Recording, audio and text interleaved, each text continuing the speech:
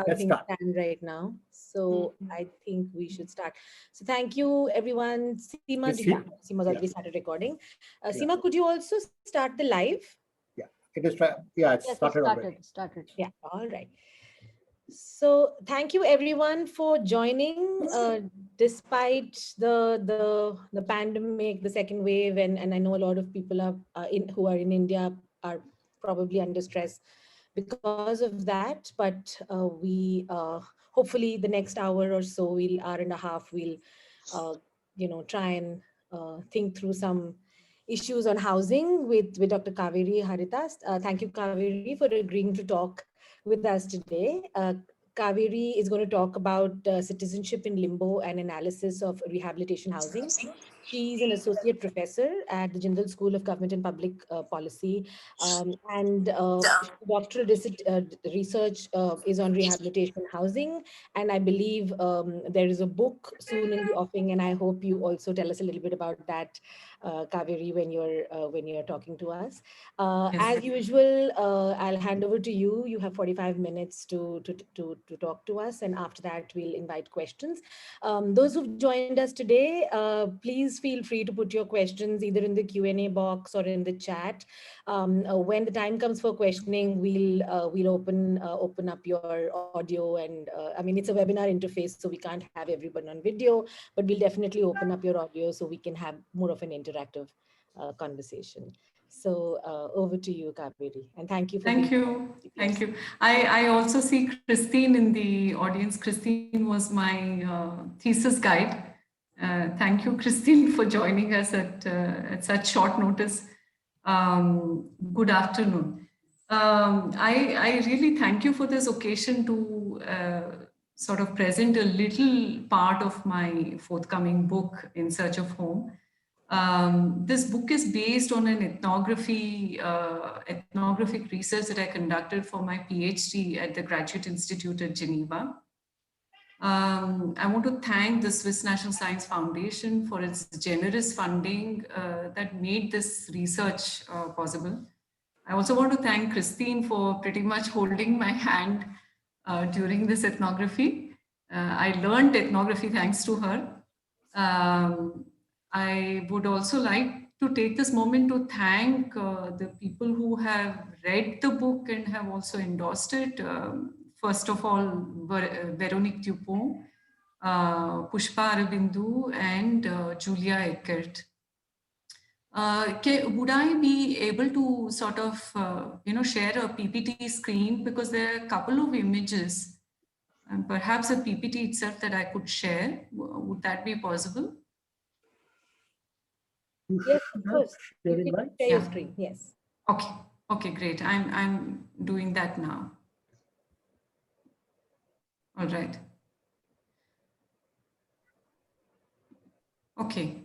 So before I sort of begin can you see the screen now? Yes. Yeah. Okay. So before I begin my presentation, Kaveri, can you make it full screen, please? Because we can also see the. Okay. Just I'm not. The usual way you do it in PowerPoint when you go to the bottom and press the full screen tab. Oh, yes, of course. Yeah. Okay. Here goes. Can you see that? Yes, absolutely. Yeah. Okay. So I want to first give you a context to this book and how I decided to actually begin on this ethnography. First of all, a note on the crisis, the housing crisis that we are facing. As per the 2011 census, we had a shortage of 18.78 million homes. With about 99% of the shortage felt by the economically weaker sections and low-income groups. There has been an inequitable allocation of land for housing. For instance, in Karnataka, there are more than 11 million vacant homes in urban areas belonging primarily to middle-income and high-income groups. But despite this, you see the state government allocating a lot more land towards housing these groups. as against the low-income groups and weaker sections. The states are not providing housing because they are not mandated by law to do so. Of course, we have the directive principles of state policy, but they are not enforceable. India does not recognize the right to shelter or housing as a fundamental right. But it's essentially a policy decision that is open to states. On the other hand, what you see is obviously with the lack of affordable housing, people have to settle somewhere, and you have slums and settlements. There's a lot of migration into cities. But on the other hand, you also see a sort of a quiet displacement of the urban poor taking place, and a spatial rearrangement of these cities. The Housing and Land Rights Network has recently, since 2017, been collecting data on these displacements. For instance, in 2017, it was 2.6 lakh people who were displaced, and 77% of the displacement projects were for city beautification projects. In 2018, more than 2 lakh people were displaced, and 47% of this was for slum clearance or evictions. So in a certain sense, rehabilitation housing is a policy initiative, but on the other hand, it's also discouraged by the judiciary. As we saw in the Almitra Patel case, for instance, the Supreme Court clearly says that it's not a good thing to do to rehabilitate the poor because it encourages violation of law. Affordable housing, on the other hand, that is provided under central government schemes. And here, during my research, I studied the JNNURM rehabilitation housing that was provided primarily. And even under the Rajiv Awas Yojana, which I've been reading up on after my research, are directed towards rehabilitation housing, that is towards housing the people who are evicted from within the city. There is also a trend, a dominant trend. For instance, notified slums and again, very few of those notified slums are selected for in situ housing projects with a PPP arrangement, that is public-private partnership arrangement. Most of the slums, there is a preference for resettlement housing in the peripheries of the city. So therefore, you see new sites of urban poverty emerging in the landscape of cities. And you also see, in a certain sense, rehabilitation housing enabling the displacement of the poor from the center of cities to its margins. These are the pictures I wanted to show before I decide. Maybe I think I will stop sharing after this because this is really what I wanted to show. These are a couple of pictures from the area that I worked in. It's called Laggere. These are the Laggere, they're commonly referred to as the slum board quarters in Laggere. They're situated in the west of Bangalore. This is essentially a 54-acre plot of land controlled by the Karnataka Slum Development Board. And as of 2009, I was told that there were about 4,000 families housed in this area. From my initial research, I realized that, in fact, most of these families had come into the area on eviction from slums in other parts of the city. During my research between 2009 and 2015, there was also a further densification of the area, more buildings coming up, and a lot more people from slums and settlements in other parts who were relocated here.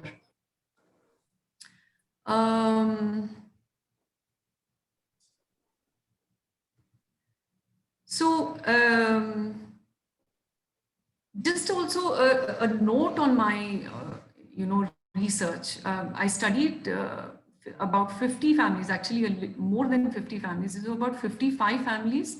And finally, I had to discard about 5 families for various reasons. People who died, people who moved out. So 50 families who were followed up between 2009 and 2015. Um, these were, essentially follow-up interviews during my research, meaning that each time I uh, went back to the field, I would, uh, I visited the field about 4 times during my PhD research and once after the defense of my thesis.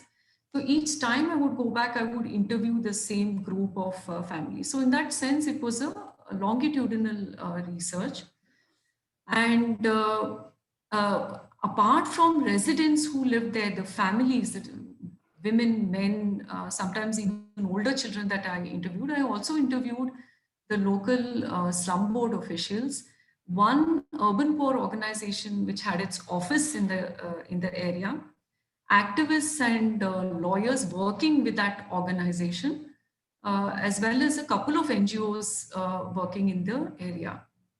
My research, my book essentially focuses on the politics of the poor, examining mobilizations for rehabilitation housing, as well as the politics that unfurls post-rehabilitation in these spaces, spaces like Lagere. At the first level, my work contributes to a better understanding of the political economy of rehabilitation housing, the corruption that takes place, in which both officials as well as middlemen and mediators of various sorts are involved in, and the manner in which this shapes urban poor struggles, the opportunities that it affords them, as well as the manner in which it limits these struggles on the ground. At a second level, I explore the legal status of the rehabilitated poor, contrasting the promise of home ownership with what actually takes place here, with the realities of living in these areas, and the texture of citizenship in these new spaces of legal exception. In my exploration, I have emphasized the gendered underbelly of the politics of the poor, primarily because there's very little work on gender and the politics of the poor. But also because it surfaced at various stages of my research, and I could see the manner in which women were putting in political work of certain sorts, and also the auto assumption of certain roles by both men and women, and the manner in which they negotiate with the state, and the strategic employment of gender at various points to evoke a certain state paternalism. I will, of course, not have the time to discuss all of this today, so I will focus my presentation primarily on what happens to the rehabilitated poor and their dreams of home ownership in this presentation. Poor groups are recruited into desires of home ownership. It's actually the reason why most of them decide to leave prime plots of land and jobs within the city to relocate into these areas. Even when they stand a very good chance at staying put. In one interview with with a lawyer who worked with one of these urban poor organizations that I researched in this group in this study, told me how in one case there was this group which had a very good chance at staying put, at claiming adverse possession for the land because they had occupied it for decades.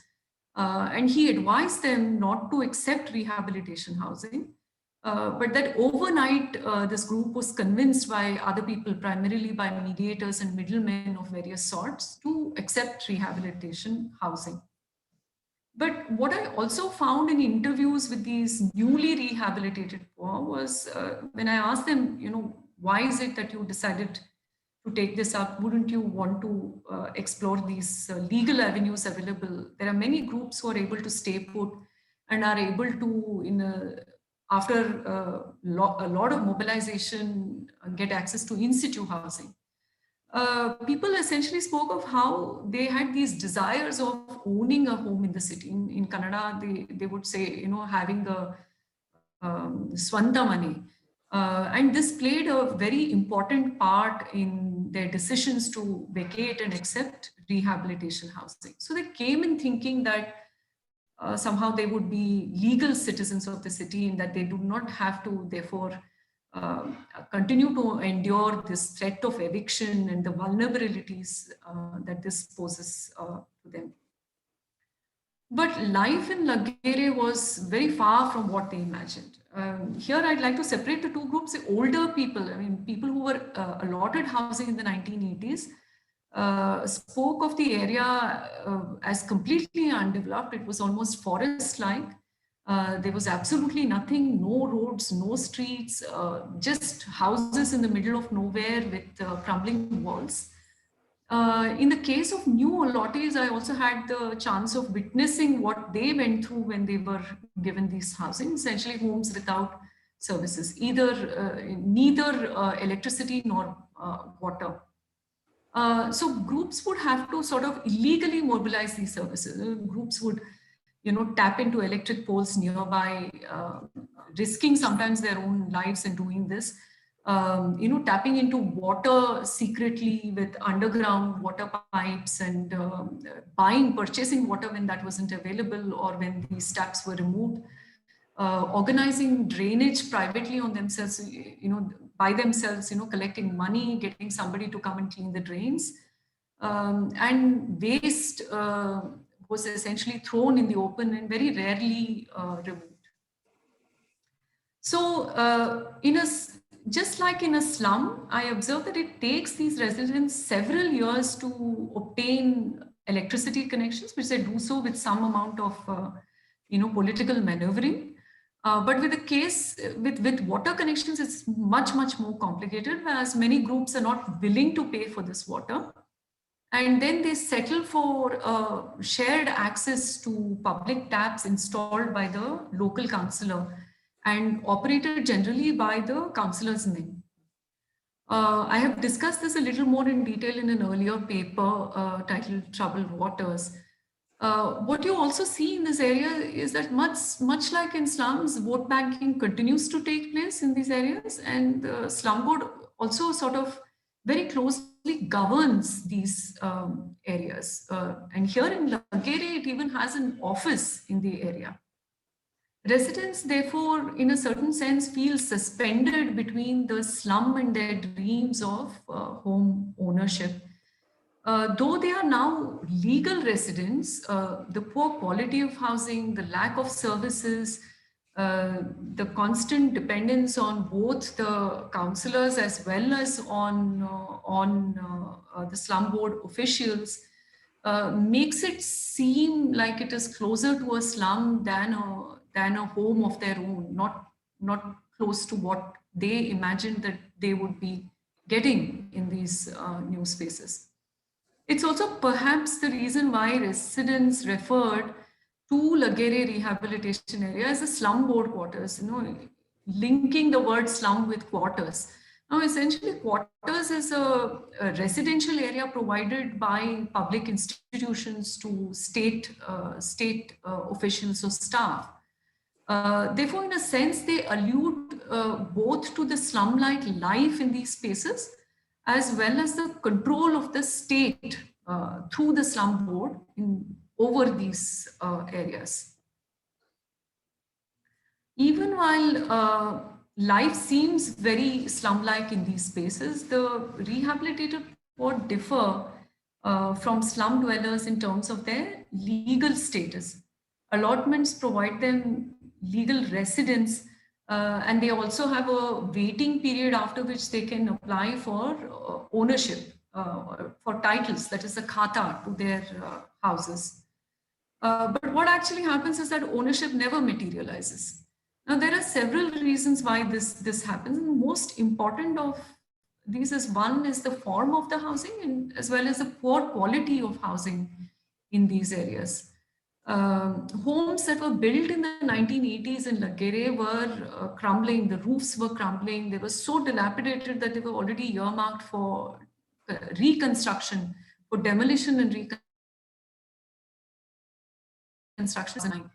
So the poor realized that if they gain ownership of these apartments, it's a huge financial burden on them. It's a liability because they're unable to maintain these apartments, forget about demolition or reconstruction, given how poorly they have been built.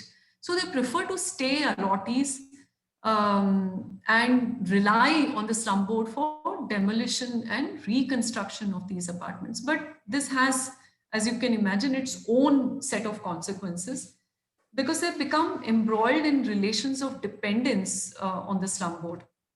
Now, the slum board also profits from this situation, gains substantially from the situation, because it retains control of this plot of land and the homes within it. And on dilapidation, it replaces smaller buildings with much larger, more floors, bigger, buildings with more homes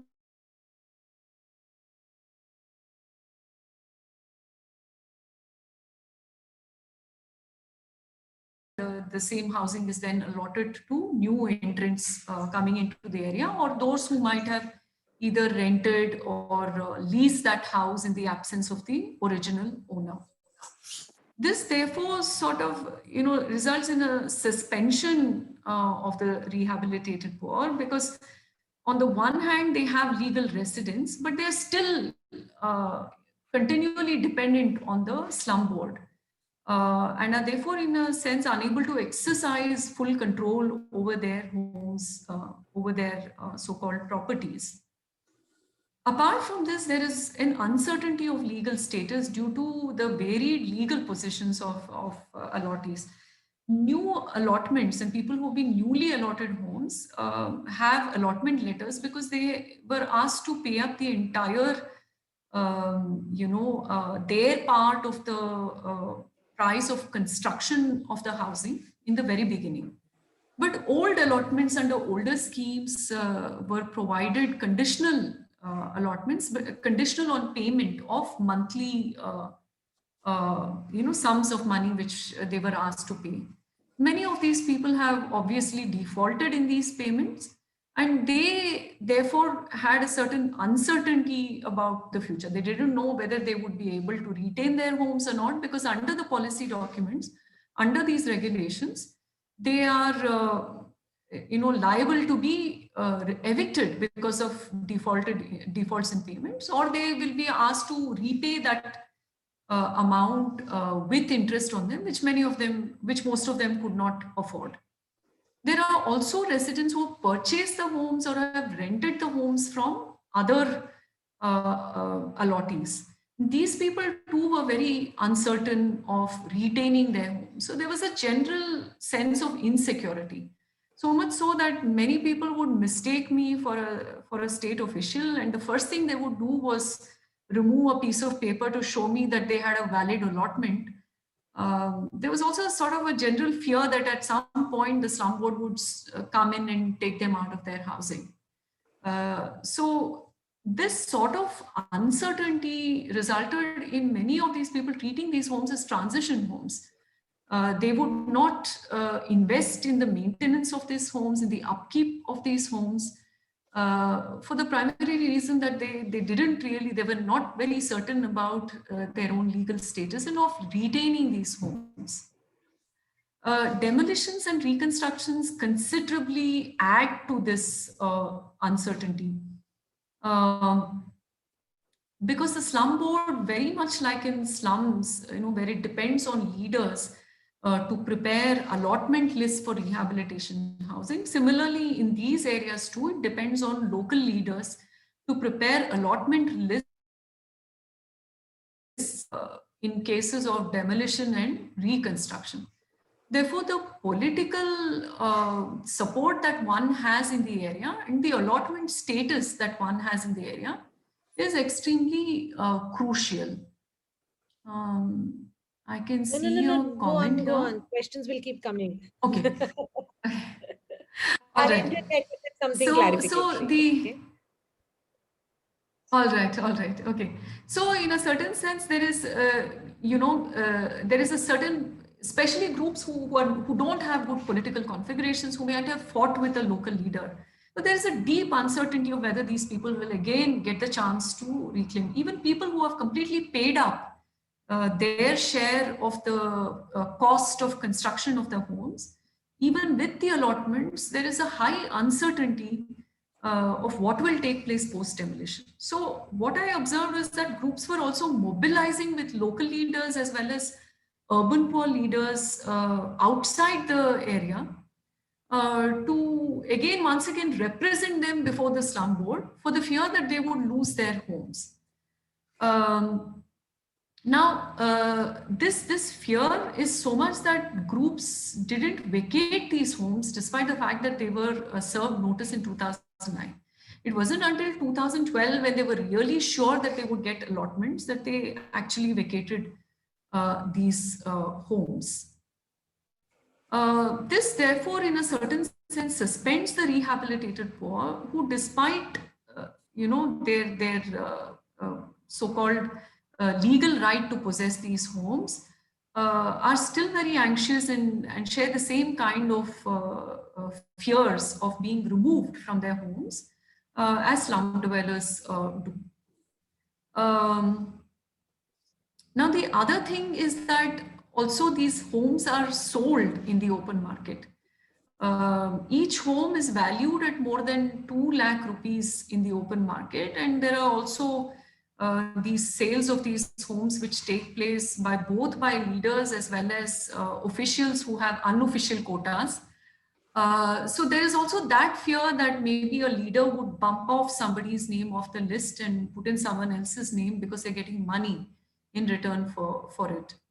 So just as slum residents mobilize for rehabilitation housing on eviction, you see the same sort of mobilization taking place for re-allotments of the very same homes that they were allotted. In Lagere, in fact, one part of Lagere, there were these allotted plots of land where people were not provided this apartment homes, but given small plots of land. And here what I observed is that these neighborhoods are more or less absorbed within the fabric of the city. They lose all markers of the slum areas. I mean, they have their own constructions, they build more floors, they have their khata and all the other documents, they've paid up their money. And so these plot owners were able to sort of integrate with the rest of the citizens in the city. Whereas the ones in this sort of apartment housing were suspended. The impossibility of ownership puts these people into a permanent state of dependence. And the flexible governance that takes place in these areas and political negotiations through which allotments are reviewed at various points in time adds a lot to this uncertainty. Much therefore depends on political networks and political affiliations, not just with leaders in the area, but also within the slum board. So allotments can always be cancelled. There are some cases in which allotments were cancelled, and residents therefore are in fear that their allotments would be cancelled at some point in time. And so this leads to a sort of a permanence of temporariness with all of these people plunged into waiting of various sorts. Now, the 50 families that I followed were waiting for documents of various sorts over the 6 years. Some of them were waiting for their identity papers, some for allotment letters.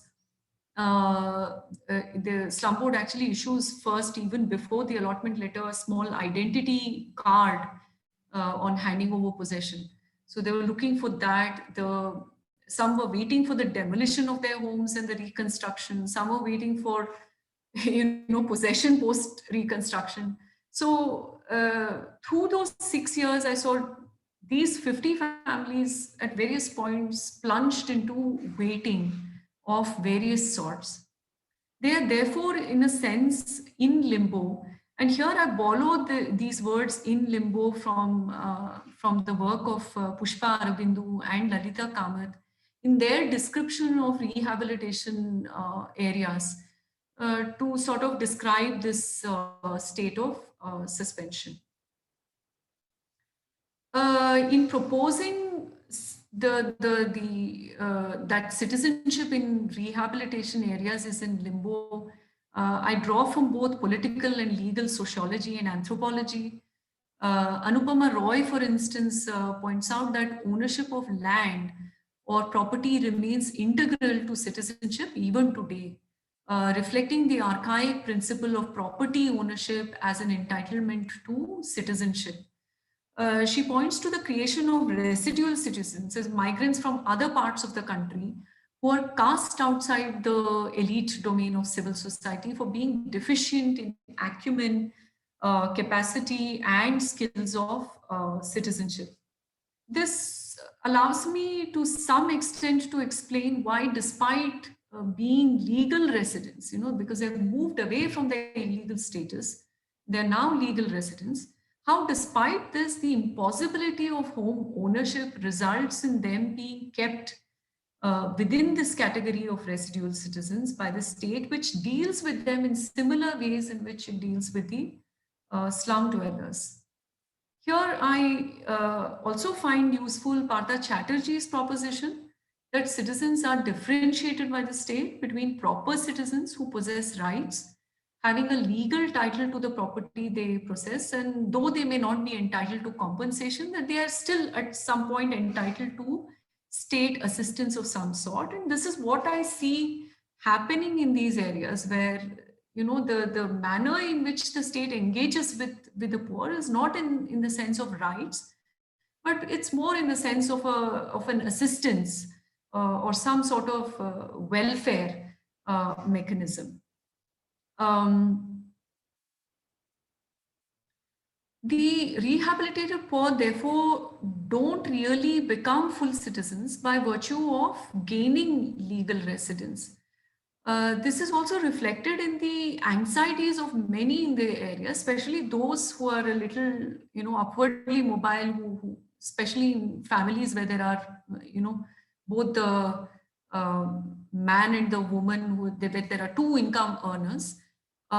You see there is a desire to sort of, purchase either a plot of land or to rent a house in a decent area. And that's the manner in which people talk of it, is that I would like to go to a decent area and not live in the slum board quarters. So in a certain sense, there is this, even the manner in which people talk about Lagere itself, there is a sense of it still being very much a slum, of not having left that behind. The rehabilitated poor are therefore in limbo because of these informal arrangements and because of this impossibility of ownership. And the fact that these informal arrangements also take the place of a clearly well-defined law with clearly enunciated rights, which are actionable in a court of law. Unlike those who are allocated plots of land, who sort of become absorbed in the city and become therefore eligible to applying under the regular laws as other people, the people within these zones seem to be subject to what Benda Beckman calls the unnamed law. She defines this as sets of rules, principles, and procedures that run parallel to and are often different from the legal system. But this unnamed law is not isolated from the state law. As I observed in my research, the decisions of the slum board were at many points in conflict with policy law, that is, with the regulations of the various schemes under which these allotments were made. Which clearly prohibited renting or sale arrangements. Officials instead recognize these arrangements, in a certain sense conferring rights, certain rights on them, revealing a certain conformity with the formal law, with the state law. As Eckert points out, these normative practices reflect a common sense idea of justice, an eclectic mix of norms, often including everyday understandings of the state, legal norms. She notes that these situational negotiation of norms often have as their normative horizon the state legal norms and are therefore often in parallel rather than in conflict with state laws. Lagere is thus governed through these unnamed and unwritten laws with normative practices over the years giving rise to certain principles of allocation that seem to mimic the state law. And while there is a certain predictability to the actions taken by the slum board, there is no recourse beyond the slum board. This is therefore contributing to the sense of being suspended between the free reign of the state over slums and settlements and state law. I therefore propose that what we see here is citizenship in limbo. And by this, I don't mean that this is a different sort or different type of citizenship. Rather, what I refer to is the indefinite suspension of citizenship. While I examine, the governance of Lagere, in my book, I've also paid attention to the citizenship practices that emanate from within these new spaces. In this last bit, I want to give you a sort of a peek into the next chapter after the one on citizenship. In response to being suspended, in response to this position of limbo that people experience in Lagere, residents very quickly realigned their desires of home ownership through political struggles for reclaiming their neighborhoods. Older residents who witnessed a steady stream of newcomers, of people evicted from slums and settlements from other parts, began to negotiate homes for their children, beginning in 2009 with the announcement of the demolitions of some of these buildings. But what I want to sort of speak to you today about is one specific event that took place in 2012, which gives us a sense of how people resist the state, the slum board, but also points to the conflicts that can emerge in the governance of these areas. Between 2009 and 12, in my interviews with two municipal councillors, the Lagere slum area is actually divided between these two councillors. They spoke of how they were responsible for providing services and responding to the needs of the people in this area. But on the other hand, they were excluded by the slum board in decisions on allotments made within this area, which they felt was within their area and they needed to have a say in it. Both of them spoke about corruption within the slum board, of the role of mediators in bringing in, slum dwellers from other parts of the city. And they spoke of how the slum board did not respond to the demands of their own men, their supporters, who are also poor and who are living in Lagere. But these demands were ignored by the slum board, and they were very upset about this. This also resonated with some of the older residents in the area who spoke of how their children had to rent homes in Lagere, while outsiders seem to be provided homes right next to them. Women who were politically active in their neighborhoods spoke of how they were entitled to these homes and their children were entitled to these homes by virtue of the fact that they'd spent decades improving services in this area that pretty much built up the area from scratch. And now this seems to be attracting a lot of attention from other slum dwellers who are streaming into this area, especially since now this area has become a part of the Bangalore Municipal Corporation area since 2007. In 2012, in April 2012, this conflict reached its peak, and one of the councillors, accompanied by his men and residents of the quarters who supported him, broke open the logs of empty apartments that had been allotted to other groups. The slum board had already allotted them to other groups in the city. And these groups were again slated for eviction to be moved here. And while newspaper reports put the number at about 250 apartments, in an interview with the local slum board officials, he stated that 640 apartments had been occupied. When I arrived for my field research later that year in December, I met a lot of out of the 50 families, a lot of them had actually gotten their children to occupy extra apartments in these buildings. At the first level, this occupation reveals the similarities between citizenship practices and the politics emerging in these new sites of poverty, and similarities with the same sort of politics that takes place in slums and settlements. As Benjamin puts out in his proposition of occupancy urbanism, occupying territories or spaces has always been used by poor groups as a mode of claiming access to land within the city, therefore defying the state's attempt to plan the city and also subverting formal law. At a second level, the use of occupation within Lagere, defying the slum board's planned allotments, seem to indicate more than just a claim of land. Interviews with people who occupied these homes revealed claims to a neighborhood into which their individual and collective labors were invested.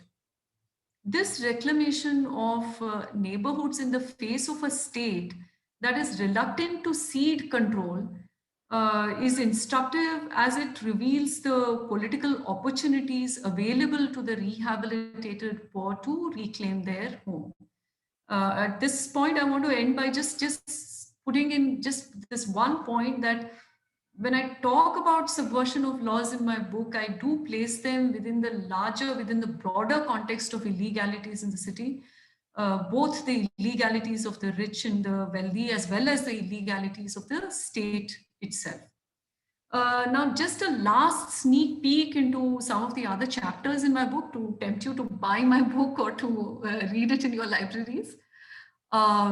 My third chapter deals with mobilizations for rehabilitation housing. I am focusing particularly on urban poor networks and organizations in Bangalore and their representation of poor groups before the slum board. I explore the fuzzy boundaries between the state and these mediators, and the manner in which urban poor networks and organizations that were originally set up or originally conceived to form a radical challenge or to resist the state, over time seem to have been co-opted. My fourth chapter examines gender and the performative politics of the poor. Here I examine everyday politics and the political labors women put into their neighborhoods that's often not visible. I propose that what we see women doing or performing is a political work of some sort that is integral in the development of neighborhoods and in the improvement of the lives of the people in Lagere. I also examine the employment of gendered strategies in protests and their role in influencing discretion, the discretionary powers of state officials, and in evoking state paternalism at various points in time. Finally, in a fifth and last chapter, I look at the documenting practices of the urban poor, looking at how they engage in proof making of various sorts, mimicking legal modes of evidencing, even while these documents, both original and fake, gain validity within sets of social and political relations. With this, I come to an end to this presentation, and I look forward to questions and comments. I thank you very much for your attention. Thank you, Kaveri. So we do have some questions. I think the first one, I think, is a clarificatory question on just if you could just go sort of re-explain what you mean by the rehabilitated poor. I think that was not well understood. So maybe we could start with that, and then there are different directions of questions we can go to. Okay. So the rehabilitated poor, essentially, these are groups that are evicted from slums and settlements, and these may be slums that are either notified or not notified, right? As we know in India, the slum board doesn't notify all the slums for obvious reasons, because then it becomes, you know, it becomes liable, or rather responsible, to provide services in these areas, as well as to control any sort of overcrowding or construction in these areas. And so slum boards actually don't notify all of these slums and settlements, but on the other hand are also very keen to remove these people from plots of land, either for developmental works of various sorts. It could be the metro, for instance, in the Bangalore metro project, saw a lot of people being removed from plots of land because the metro lines were to be set up there. Or it could be for the simple reason that this is, clearance of a park which was meant to, which was assigned to be a public park. So by rehabilitated poor, I'm talking of people who have been evicted or vacated from other plots of land in the city to make way for other development projects, to then be provided housing in the peripheries of the city. And here again, my sense of rehabilitated, the way in which I use it here, is really rehabilitation to the peripheries. So my field research is not with those who have been provided in situ rehabilitation. So that's the manner in which I use the term in this book. All right. Partho, do you want to start with your question since it's quite substantive? And then maybe we can move to Aprajita and Sayali after that. Sure. Take all Okay. those three and then. Am I audible? Yes. Right. Kaveri was just wondering, based on your description of how the people in the resettlement colony were being, the relationship between the slum board and the resettlement colony, is how much of this is an issue of institutional culture? In the sense that the slum board deals with slum dwellers qua slum dwellers. And then when they move the same people to a different space, do they keep continuing dealing with them in the same way? Vis-a-vis, let us say, if they were part of a Karnataka housing board scheme, which essentially moved people into LIG or even EWS housing, would somehow the relationship between the housing agency and the residents be somehow different? I mean, have you any sort of work or even sort of anecdotal or other evidence that might sort of indicate that, let us say, people in EWS housing, the housing board kind of structure, have a different kind of experience of the state, which is much less, not so much differentiated. You're the whimsical, than the kind of relationship they have with the slum board. Yes. This is a really good question, and this is also something that I was quite keen to understand, because not very far away from this slum board, not very far away from the slum board quarters, was another area where there was housing provided by the KHP. But again, this was housing which was provided in the 1980s. And it was much better condition.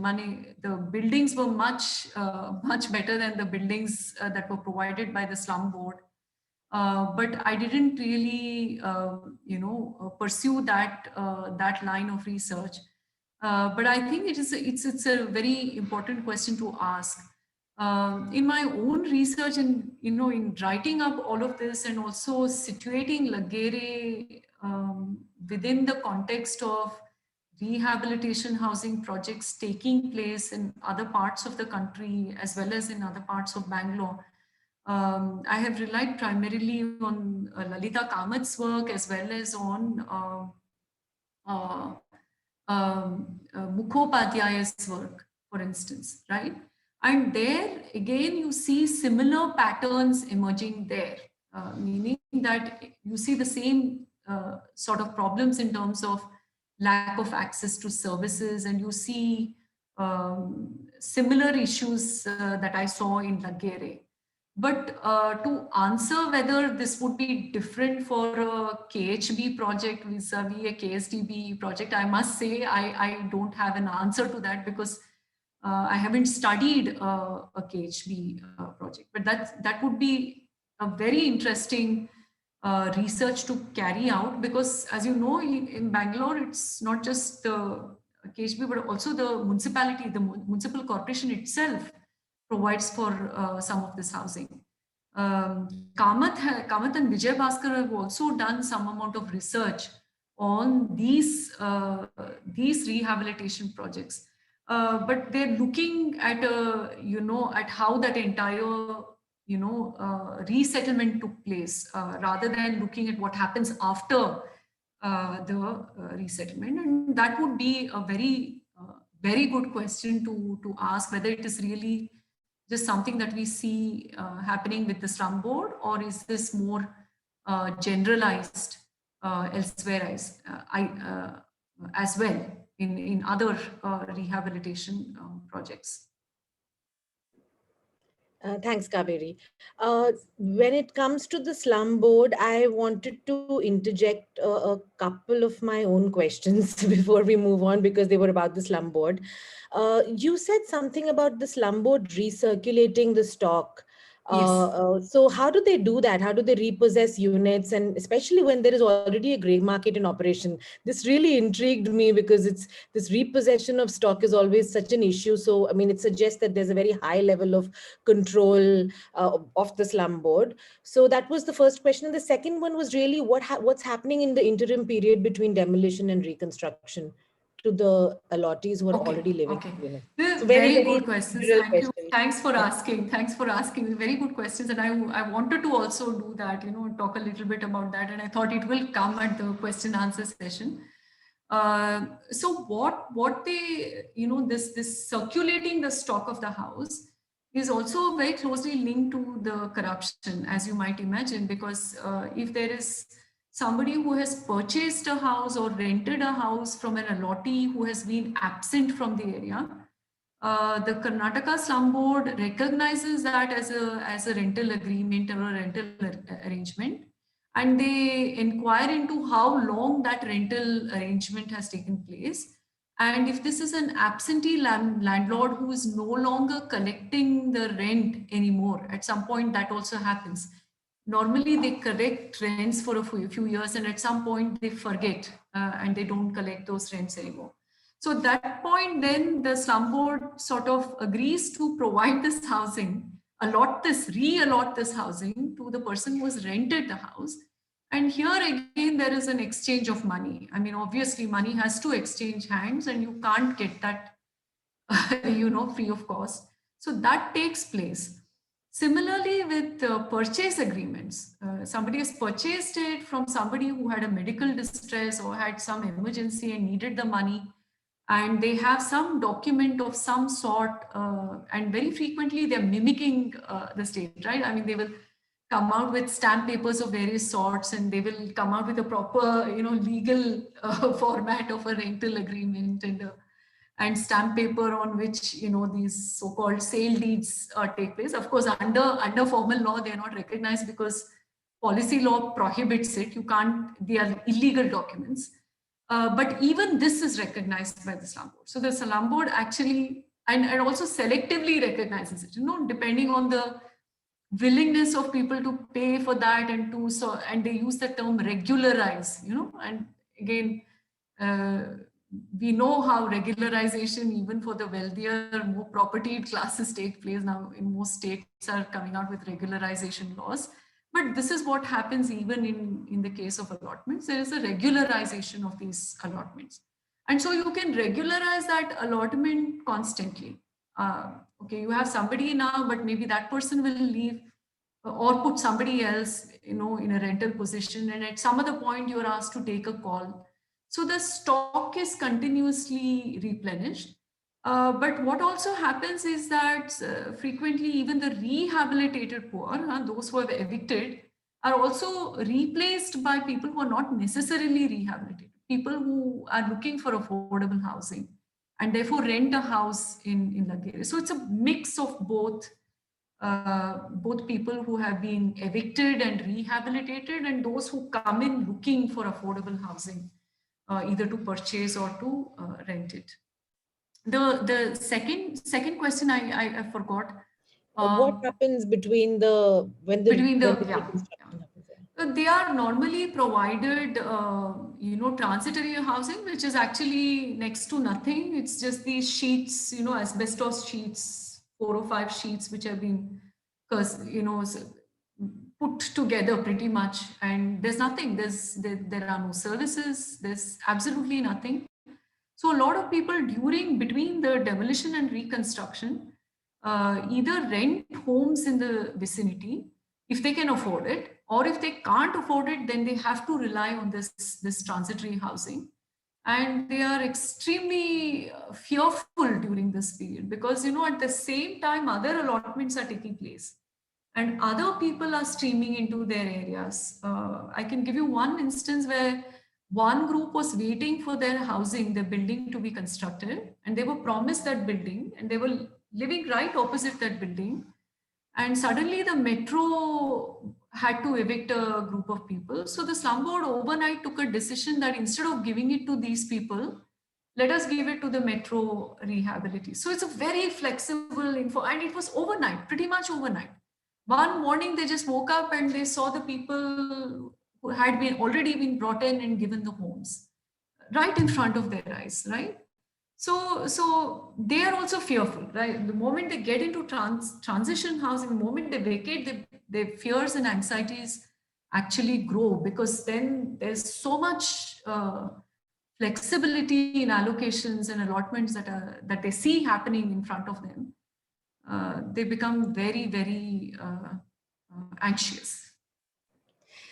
Thanks. Aprajita, do you want to ask, and then Sayali after that? Yeah, Sayali, I'll just give you unmute you, but Aprajita can ask. yeah, thanks.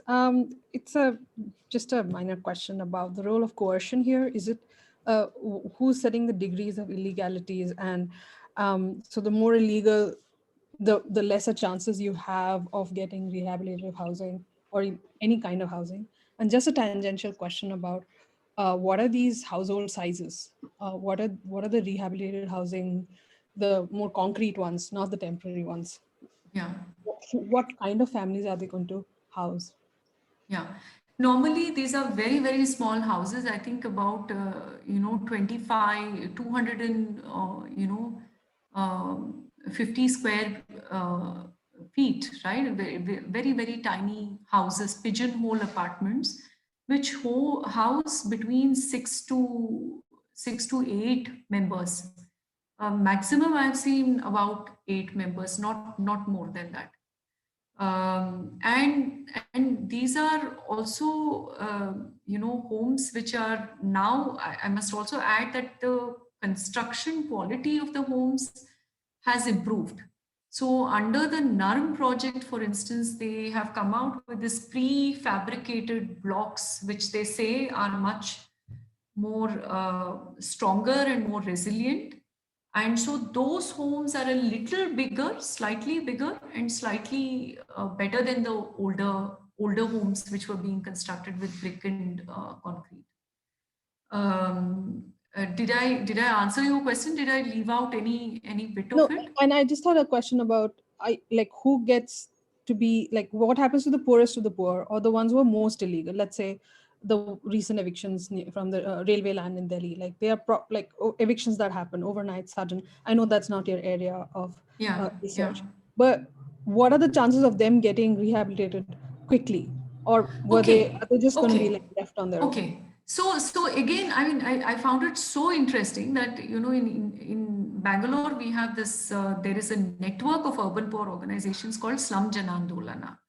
So this group is very active. Initially, they were started by a retired professor from St. Joseph's, who had this idea of bringing together urban poor groups in the city to form a sort of a coalition and to pretty much in cases like this, right, overnight eviction, to be able to go to the spot and help these people find housing.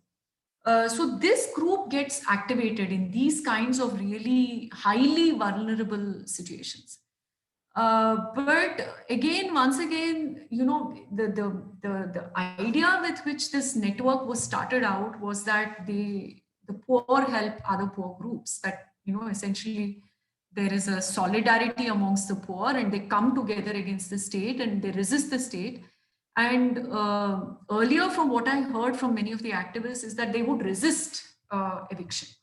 They would firmly resist eviction, and they would find all the means possible to get that group to stay put, primarily because it's displacement, right? I mean, it's loss of jobs, it's pretty much restarting your lives, and pretty much, you know, groups which have actually built up slums and, you know, built up the services in these slums have to restart that process in some other part of the city.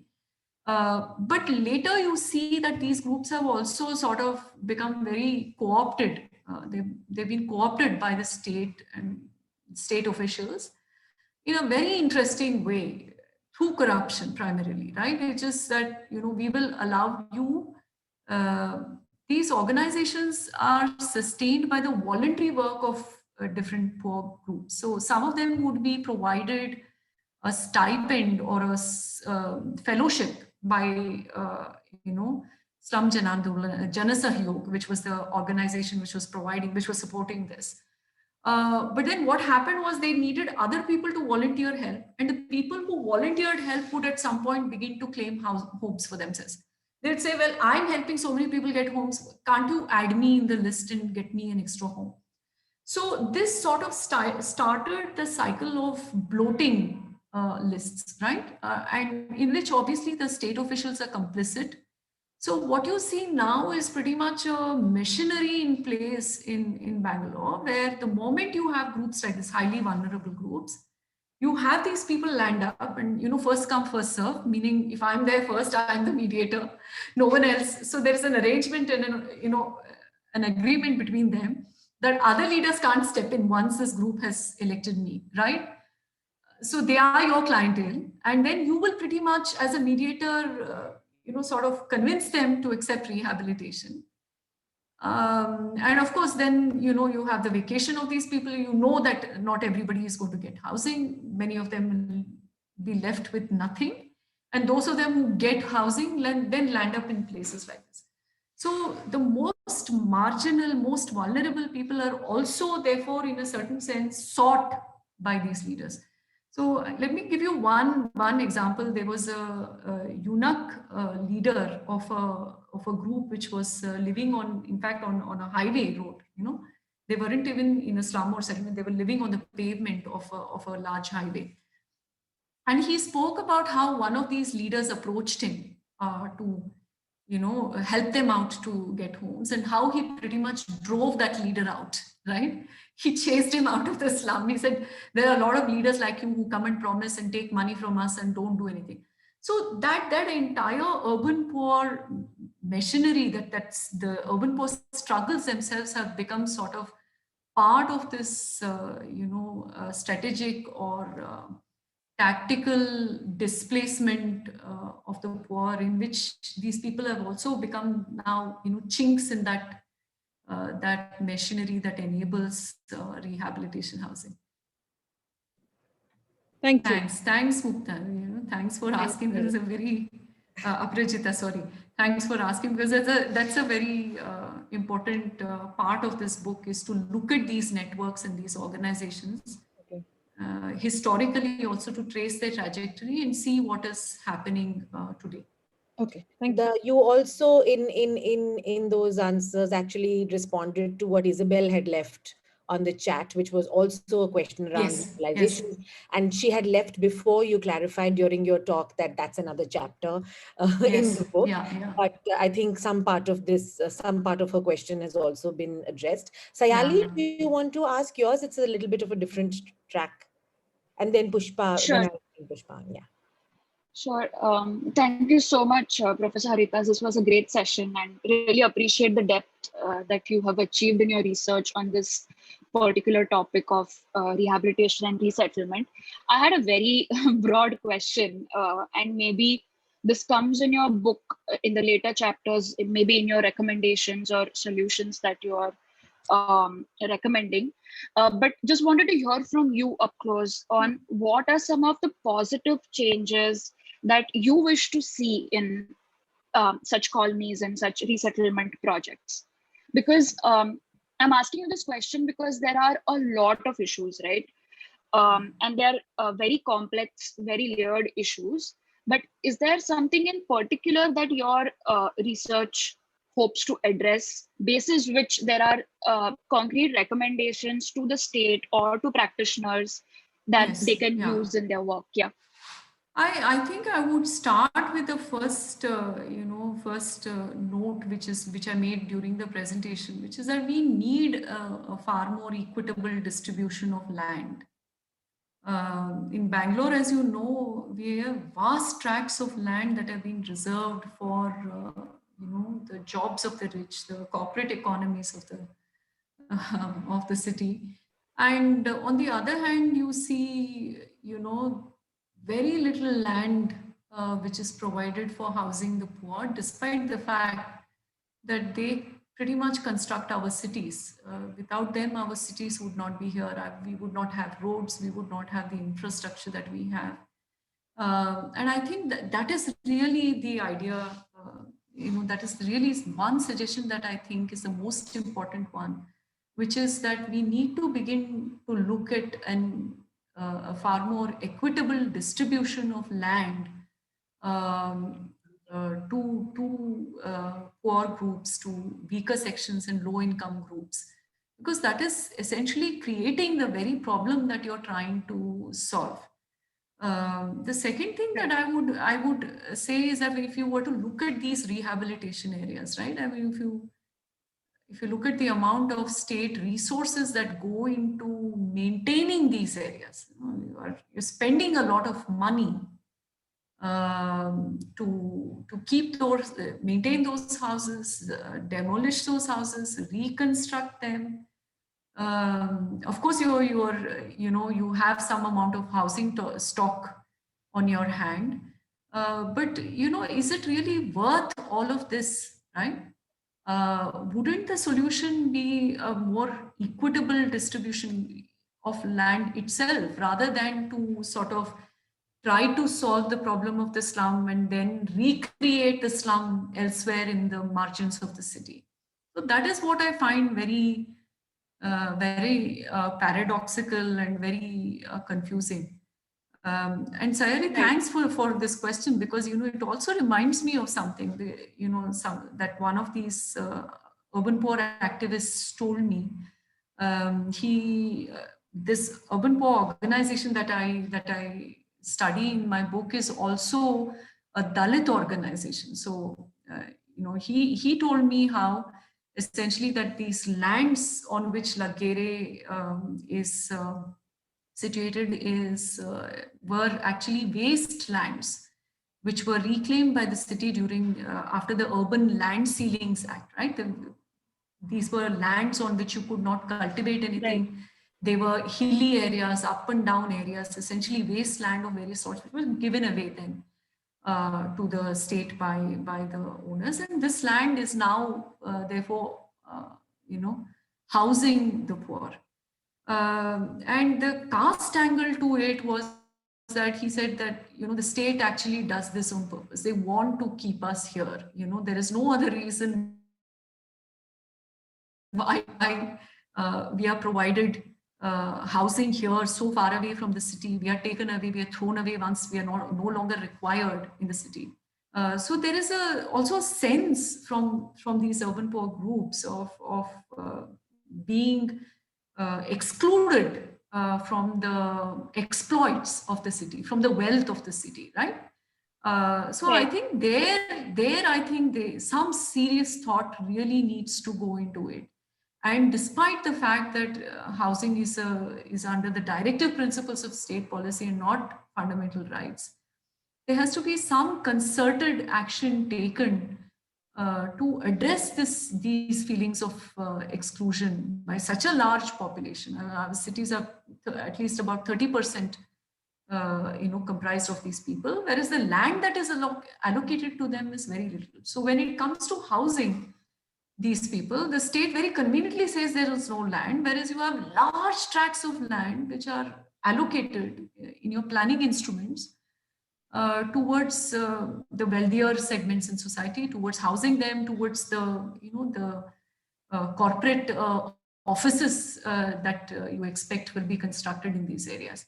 I think we have to really seriously rethink the way in which we treat the urban poor, and that is really the attempt of this book, is to ask some really very fundamental questions. Are we really saving a lot of money, or are we actually sort of spending a lot more state resources where lesser could have done, right? I mean, are we really financially also are these models really financially viable? Because then these are generations and generations of the rehabilitated poor who become dependent, and then they become embroiled in relations of dependence, which means then they will never get out of poverty. They will still stay in that particular mindset of depending on the state, and that is something I think that the state needs to avoid. It has to find a way to make these people independent, and one way of doing this is to equitably to look at allocation far more equitably than it does at the moment. Great. Kaveri, Thank you that's so actually, much. thanks, Ali. That's actually a great segue into Pushpa's question, which is taking you to the other end of the spectrum. And you alluded to aspirations of living in better areas of the city, etc. Pushpa, why don't you come on and ask? I have unmuted. I don't know how Yes, to yes, we make can hear myself. you. We can hear you. I can make myself visible. I don't know how to make myself No, visible. I think I can't do that. I could have, I unmuted you. That's as far Okay, as this technology that's is okay. allowing me. Kaveri, very, very important contribution made by your work. But you have answered some of the questions which I already have in mind. But your last statement about why the state spends so much money and not make more land availability, equitable land availability to the poor, which may be more sustainable in the long run. And I think my question is quite related. And I was struck by your statement that many of these slum dwellers have desire to live in decent areas, which indicates their desire for upward mobility and mainstreaming. This is what most of us, this is great, and this is what most of us development professionals would like seeing happening as process of people moving out of slums, living in regular houses, being mainstreamed, and slums being phased out. Why do we have slums in our country for still 70 years? And we still are doing slum upgrading programs. Yes. So, what I meant was that this is socio-economic mobility with more incomes and more affordable formal housing being created. So we are talking about, in general, broader land and labor market and land and housing markets. These are bigger questions, and you are touching upon some of these questions, which I think is very, very important. But going back to your study, and you have studied this settlement for 15 years, out of the 15... For 6 years. No, 2009. Oh, sorry, 6 years. 6 years. Okay. 6 years. But you would be familiar with the historical information on many of these households. Yeah, yeah. Were there any incidents of any members of these families moving out of these resettled areas to normal, regular housing, either rented or owned? Yes, yes. Oh, very interesting. Yes, Please share. I want to. There were actually 4 cases of people, 4 people who I interviewed. Out of these 4 people, 2 people were staff in NGOs working in the area, and one of them is so interesting because she lived in the area. She studied in the local school in the area, which is really very, very poorly, provided for, and she went on to do her educate. She actually worked as well as studied in an evening college. She and then passed out and then joined the NGO as a staff of the NGO, and was earning a pretty decent salary. And she told me how the first thing that she wanted to do when she got her salary was to, because it was her mother and her sister and her, the first thing she wanted to do was to move her family out of this house. But yes, there were 4 cases of people, and 2 of them were garment factory workers who eventually left the area, and both of them, the garment factory owners actually, I found were quite, they were focused on getting out. They were not focused on what was happening within the area. So they did not take too much part in any of the political mobilizations or the struggles within it. All their focus was on, how do we get out of this place and how do we live in a decent area. So those 2 families purchased small plots of land on the Pina Road close by and moved out of the area. So there have I been think these that's great. examples. I think that's great. So 4 families, 4 families, yeah. out by 2. bike, and 2 you said supported by NGOs. Two who went on to work with NGOs. One of them was very highly educated. Like I said, she finished her college, she finished her pre-university as well as a degree. The other one was still doing her pre-university. She had not yet completed her degree, but she had also been hired by a local NGO. So she also moved her family out of the area. But they provided housing, the NGOs? No. They rented there because with the So salary rented, of an NGO, rented. they were, yeah. Okay. Yes. So yeah.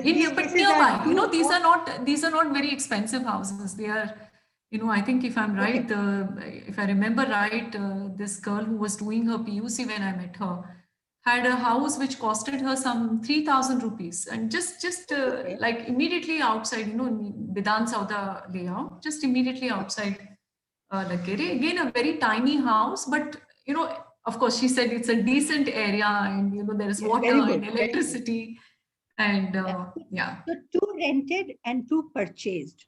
Yes. In terms Can of we number move on? of residents, what? So sorry. No, I mean, this is clearly a long set of questions that you have, and maybe we can connect you separately with Kaveri. Pushpa is also a visiting fellow with CPR, and actually connect you offline for I'm sure, fascinating discussion on this. Danish actually has a quick reflection before I move to Veronique. He's saying, I'm not sure to what degree the Indian middle class is a supporter of coexisting with the poor. Segregation and distancing themselves from the poor is seen as an acceptable social trait by many. The stepping stone for advocacy by the wealthier for the poor would be an assurance of higher wages for the poor who already work for them. So he's making that. Yeah, I agree that higher wages have to be provided, but people need a place to stay, they need a home. And that's where I think the state has to come in. The state has to, relook, because I think if that's the other thing that I want to point out is that I was searching, I've been searching all these years for data on the amount of land which has been allocated to EWS and LIG, and you don't find that, right? You don't find these. Even if you were to take just the city of Bangalore, if I could say, okay, it has so many million hectares of land, and out of this X number of hectares are house the middle income groups, X number you don't have these statistics, and then therefore you don't really, the only way in which you see this disparity is in the slums and settlements that mushroom around you. So we need that data. We need also some, perhaps, people who can get together and cull in, because there is data from different institutions, for instance, and annual data through annual reports. And maybe that data has to be brought together to really take a look at how much land has been allocated to the poor. And that's where I think, yeah, I think we can have a good assessment. This particular aspect which you're pointing out right now is a bread and butter of a lot of participative planning, master plan and other development plan related conversations which happened in Bangalore, Bombay, now happening in Delhi. So very much land reservation is on that. It never gets addressed, but it's always on the list of demands. On the list. Veronique, please go ahead. Yeah. Over to you. So since I have the privilege to read the full book before it is published, I don't have a specific question because I found that. But what I would like to underline is why I was reading it, it really resonates with many of the trends of processes, of practices that I could observe during my own research in Delhi resettlement colonies, in the Katputi colony resettlement rehabilitation plan, which also involves this transient accommodation. And I think the term citizen people in limbo or citizen in limbo will very much apply also to the condition of these people. It also resonates with what I could observe in the resettlement flats in Chennai. And what I would like to, to encourage Haza to read your book, that not only you go in a very in-depth case studies and anthropological studies, but you also really engage with many theoretical debates. So this is very also enriching for the readers. So I must say I'm blessed. There is so much theoretical richness on these issues, and so I'm really blessed in that sense also to have that material to be able to discuss this terrain. Thank you. So I look forward to have the real book. Yes, it's going to be posted as soon as it is out. Yeah. So thanks a lot. So any last comments from folks on the panel? As in folks who don't need me to unmute them, or anybody else who wants to jump in just needs to put their hand up. Christine, do you want to say something? You can just talk.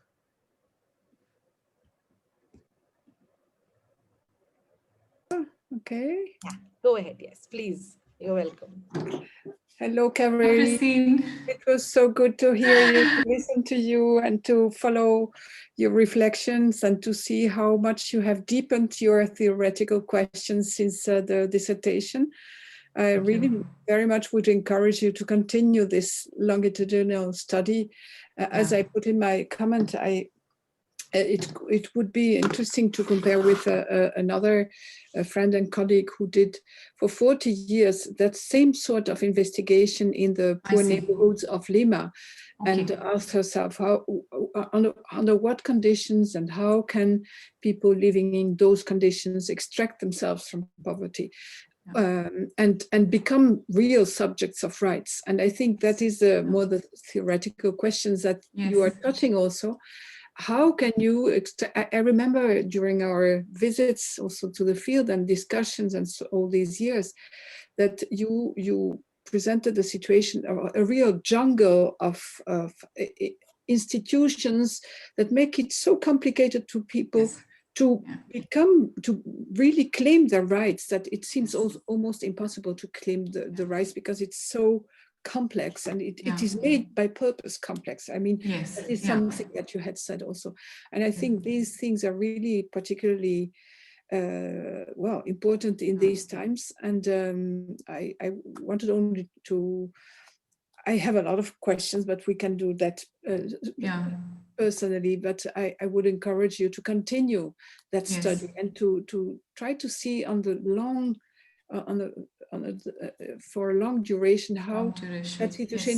situation can or does change or not. How do groups of women constitute themselves as of subjects of rights or not, as you investigated also in another study that we did together with your women fishers, and is it really possible or not, or is the situation constructed in such a way that it is just impossible? It's made impossible to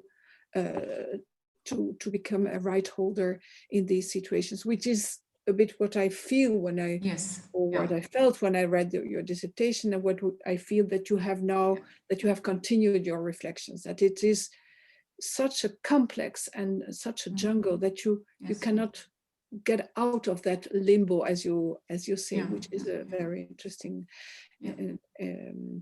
analysis also.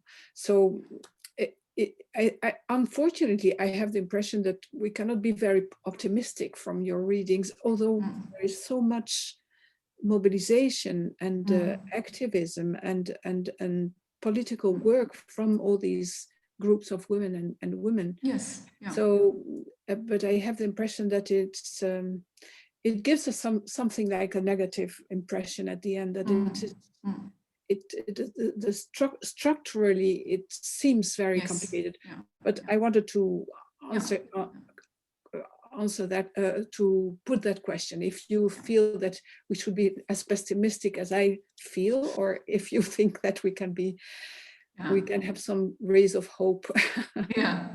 Thanks, Christine. I mean, this reminds me of our, you know, how you visited me pretty much on the field, and all these conversations that we had at that time, which got me going. Because as you can imagine, doing this kind of work, at one point, I think I also told you that it was weighing very heavy on me, because I was also very emotionally, you know, brought down by what I saw. And I think I went through a pretty bad phase at one point, because I just felt that there seemed to be really no way out. It's once you're you're stuck. It's a little bit like a trap, and then you just can't get out. And what you say also resonated with me, because there are many other people also who talk about it in that way. Many of the people from within like Gere, who talked about how once you're here, and you know there's no way of getting out of this mess, and so you sort of deal with that mess. You negotiate and get the best out of it as far as possible. So yes, I mean, this is perhaps the hardest question to answer, and I would once again like to go back to some theoretical material here to answer this. You know, when I contrast some of these, you know, the way in which people talk about their lives of feeling trapped in this place, and then I look at you know, literature that sort of celebrates the politics of the poor.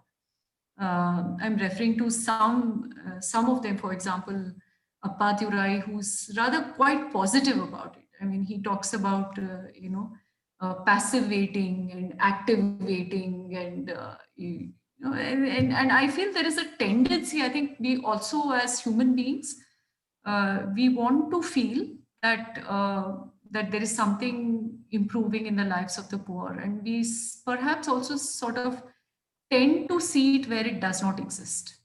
And that is something that I've sort of questioned myself about. Am I thinking there is a possibility here because I want to feel good that these people are perhaps have an opportunity or a way out? And I think that is what I've sought to do in this book, is to say that yes, there are certain opportunities available, but within those larger restrictions. You know, that you are pretty much restrained within a certain territory and a certain space and a certain set of actions that you can take. And there, within those sets of actions, then you have some amount of agency. But this is not unlimited agency. And this is definitely, you know, we cannot deny the fact that that what these people are living through is very, very hard. one of the people, for instance, told me that, this is, once they bring us in places like this, there is no way of escaping poverty. Now we are stuck in poverty for the rest of our lives. Our children will be poor and their children will be poor, right?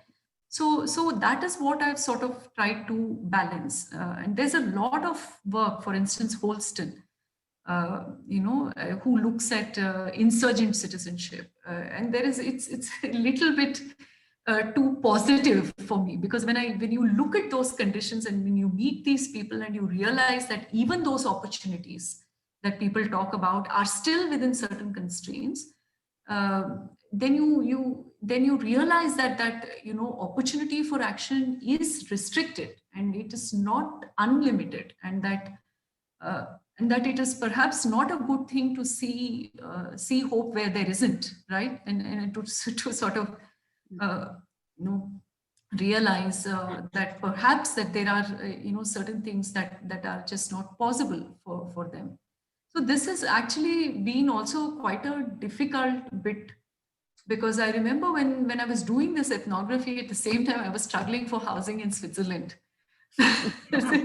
Christine Merschur knows how I've struggled for a house just to rent, right? To even to get a house to rent in Switzerland, in Geneva is next to impossible. And towards the end, towards the middle of my PhD research, I was given an asylum, a subsidized rental housing by the state. Now, this is, asylum is essentially for, people who are economically constrained in Switzerland. It's not for rich people. And so at various points of time, I asked myself, this was an excellent house right in the middle of the city, hardly 5 minutes away from the Graduate Institute. And the Swiss government was providing extremely cheap housing to a student from the Graduate Institute who would otherwise categorize as poor in the Swiss system, right? And it therefore opened up so many opportunities for me and allowed me to actually, compare myself to everybody else. I didn't feel excluded. I didn't feel like I was poor, right? It was proper housing. It was extremely decent housing, very well located, right in the middle of the city, very close to the UN, very close to Graduate Institute. So each time I would come back to Lagere and look at this, I would, it was extremely unsettling, because on the one hand, you see the possibilities for doing something like this. For instance, just to be able to provide these people in situ housing rather than to resettle them would substantially improve their lives. They would retain their jobs. They would not have to, deepen their poverty. So I think that is really something that I've struggled with in this book, is to be very aware that so much of these theorizations of urban poor politics are rather extremely positive, and that one needs to be skeptical of these so-called, unlimited opportunities that these poor have, and their and the strengths also, the unlimited strengths the poor have to be able to answer everything. And we need to be a little pragmatic and understand that there are huge limitations and huge constraints to this sort of resistance. Thanks, Christine. Thanks for that question. Thanks for you. Both Marie-Hélène and Partho has raised his hand for a while now, but Marie-Hélène says that now that you've said this, she has stuff to say. So, Partho, should we ask Marie-Hélène to go first, since it's in response to Yes, Kaveri? absolutely. I would also sort of be happy to have questions from attendees if they have any. All right, can you hear me? Currently, I think they're not any from the attendees. Yes, we can, Marie-Hélène. Yeah, okay, my question, I quite agree with you, Kaveri. I think about, at times, maybe the glorification of agency of the poor. I wonder whether Holston's position is also coming from the kind of sites he's looking at. And for instance, if you look at Brazil, during the Lula's time, there was really a major impetus. Yes. And that took many people out of poverty. Of course, now the situation is very different, but that also means that this ability to bring people out of poverty comes out from larger political movement and the ability of social movements to connect to the politics of it. So my question would be that we don't see this in India in many ways. And did you look at maybe the various posture of political parties in Karnataka and more specifically in Bangalore? Because I think if this connect does not happen, I agree with you. I mean, it's very highly romanticized. Yes, yeah. Yes, I mean, Holston's field is completely different from the field that I'm looking at. I mean, Holston is talking about auto construction, and it's obviously located in a political context that is completely different from the context that I am talking about, where you see that these Dalit politics are able to go only so far and no further. And there are these set alliances between Dalit groups, which are also, these are the groups actually in Bangalore that are very active on urban poor housing. And there are these set political alliances with certain political parties, which seem to have very little in relation to their real conditions of life and their demands for a decent life. So you see that disconnect in the sense that these political affiliations remain political affiliations without any addressal of the needs of the groups that sustain these alliances. The other day, I was actually also listening into a recent book discussion on Manthan. I forgot the name of the author, where he is also examining this question of marginalization and the mobilization of the most marginalized. I think that's the name of the book. And it's a discussion with Professor Pratap Bhanu Mehta.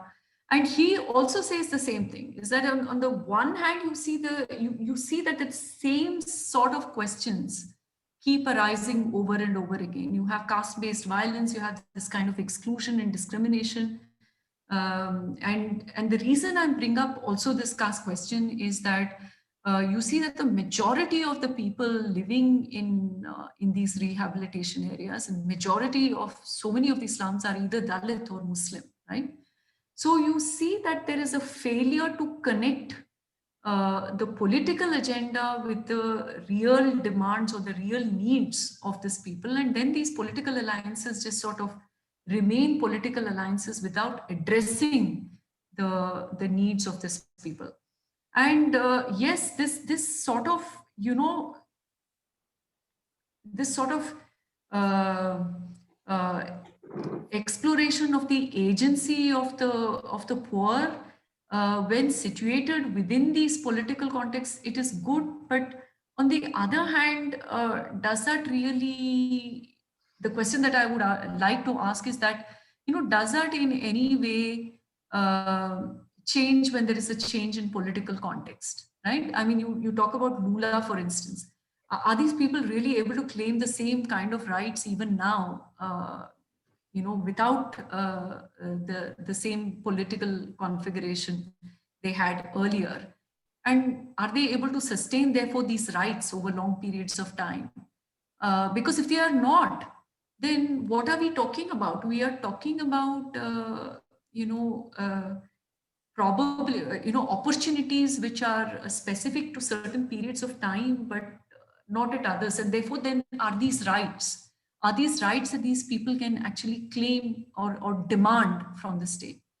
And that's where I find a problem, that, if you're still in the realm of negotiating, of course, you have that lawfare, the use of lawfare in Holston's field, right? The use of the law against the state. And that's even in India, you see that. You see urban poor groups constantly approaching courts of law to challenge or resist an eviction. But when this is not couched in the law itself, or there is no language of rights that is provided, but it is more of a situational negotiation, or these kind of situational agreements which are made later to be destroyed. then there is a serious problem with this. So yes, I mean, my answer is yes, I totally agree with you that it's the political context in each situation that determines it. But if that political context were to change, can people still claim this? And that is where I think that, there is some possibility or probability of some amount of rights for the poor if that were possible.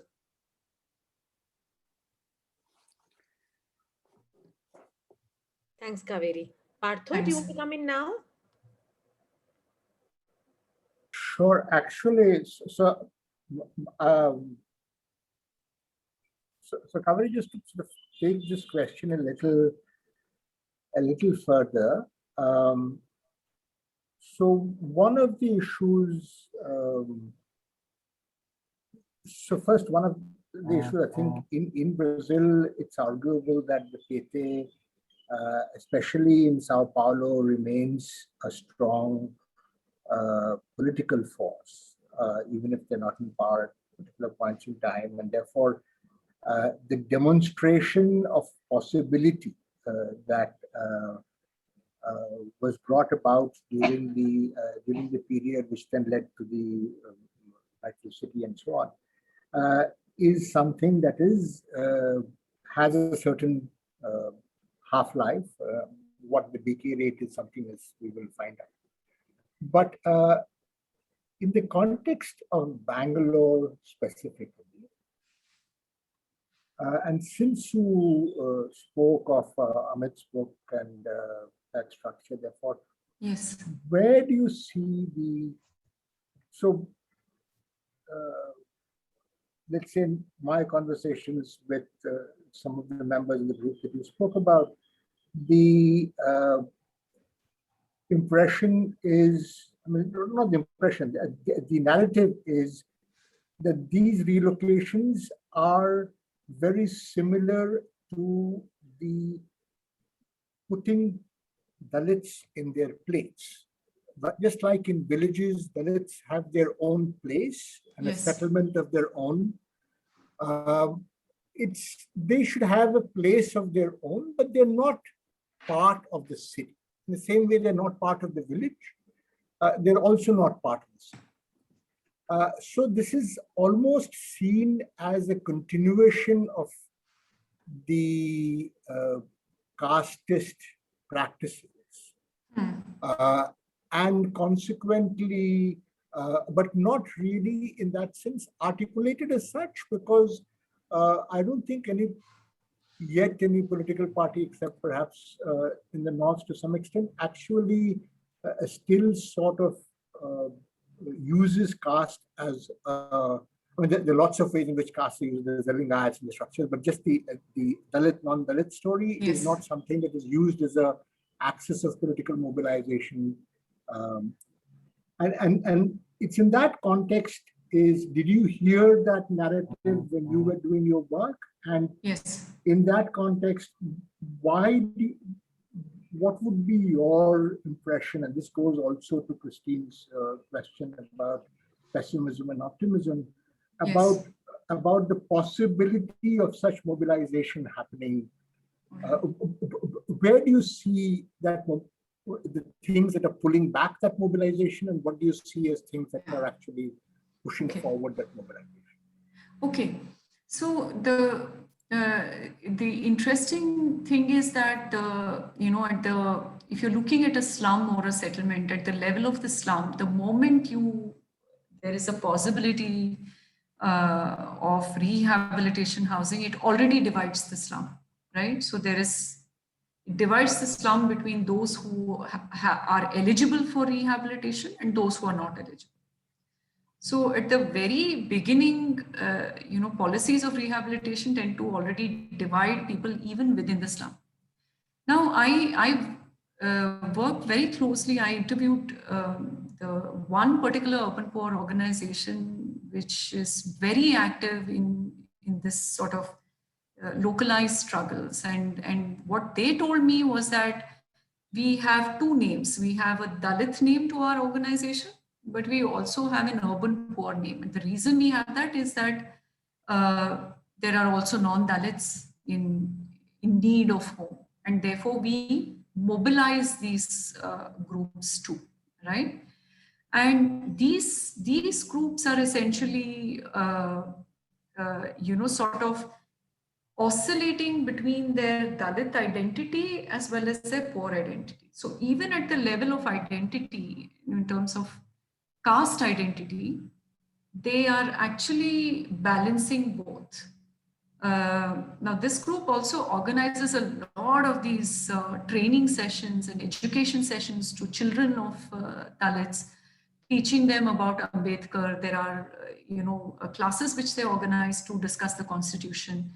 There are movie showings that they organize to sort of spread this Dalit awareness and to sort of, keep people aware of these issues amongst the Dalits, amongst those people, of course, who propound a Dalit identity, rather a mobilization or a rather, activist identity. But on the other hand, they're also very careful to balance it and to say that, if you're talking about the poor in Bangalore, then we are all Dalits. So even if it is somebody who is from a Muslim caste, he is also Dalit by virtue of being excluded from land within the city. He also is going to be thrown here in the housing along with us. So there is also on that other side, just like you see in movements outside, that there is an attempt by these organizations to sort of solidify, unify, bring under the Dalit fold other identities too, which are not necessarily, outcast identities. So that takes place at that level. But then in terms of translating that into political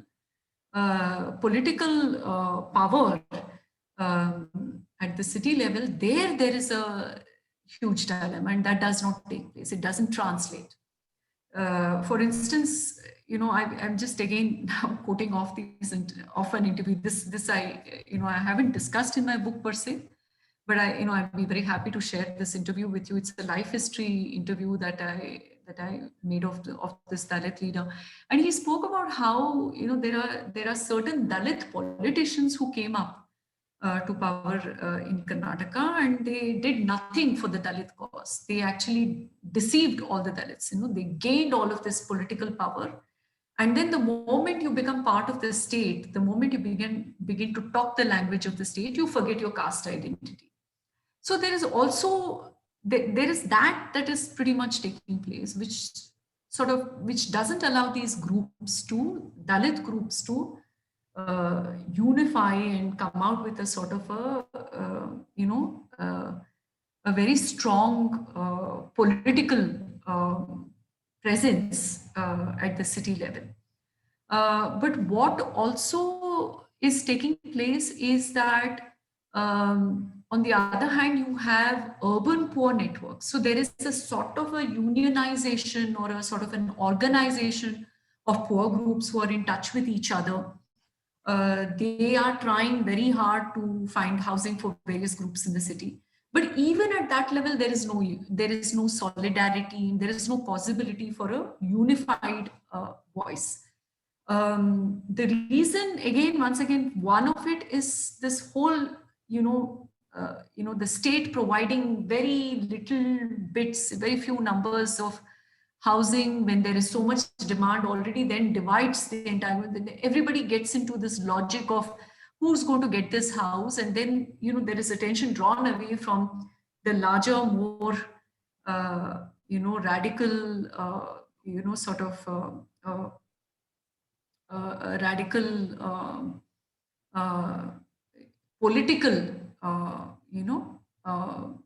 organization. So there is no possibility for that. And then there are differences between these leaders. So there are several Dalit leaders in the city who are very, very well known, and they all have their own groups. So this leader, for instance, told me, I have about 200 slums that I take care of in the city. So each leader has his or her own, space that he or she sort of commands and sort of controls.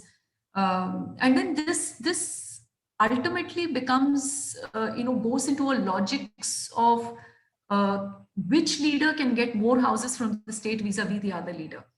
So the entire, there is no, as one of the lawyers told me, for instance, he said, we were thinking, and this was a lawyer who was working earlier with the Alternative Law Forum. And he said the idea was that we would build this coherent urban poor struggle that could sort of come together and challenge the state. And I'm now, also referring to a colleague of mine, Shweta Rao, who's asked this question in her thesis. Her question is, when there are so many people who are so poor and they can pretty much bring the city to a halt if they want to, if they protest, why aren't they doing it? Why don't we see a social movement? And for this, his answer essentially was that now you've sort of gone into this tangent where you're, clamoring for the few resources that a state has to offer, and you're sort of exchanging silences over corruption, meaning I will keep quiet if you keep quiet. I will bloat the lists and you allot as many homes as I want. And on the other hand, you as a slum official, you take your quotas from it and I will keep quiet. So when you have this sort of relationship that is taking place, there is no possibility for any sort of unified radical struggle or a political movement of sorts. So that movement is largely pretty much co-opted into the logics of the state. And this is what I see happening. And thank Mukta for giving me the name of the author, Amit Ahuja. When he said that, it struck a chord with me as well, because this is what I was seeing, which is what it's a question that I've always been asking. Why is it that we don't see people coming together and standing up against the state when they can do it? They can do it and they can, bring everything to a standstill if they want to, just like the farmers have in Delhi, right? So why don't we see that movement?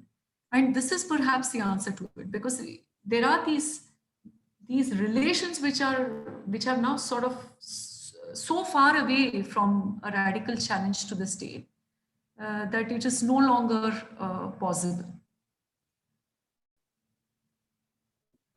Partha, I hope I answered your question. Thank you very much. That's a wonderful, fascinating question. Thank you so much. Thanks. It's just got me thinking. Yes. Thank you, Kaveri. I think all of the questions have provoked very interesting reflections from you, and we all look forward to the book. Thank you very much for coming and talking to us about it today. And for those who weren't able to attend, we'll have the recording on our website soon and on the Facebook Live, of course. So thanks a lot, Kaveri, for doing this. And thank you everyone for coming, for taking, and for sticking till the end of the long session. Thanks, Mukta, and thanks for those wonderful, invigorating questions. And it makes me want to, push further and read more and write more, and definitely research more. Thank you very much, and I look forward to staying in touch with you, with all of you. Thanks, Christy. Thanks once again for making it. Thank you. Thanks. Bye.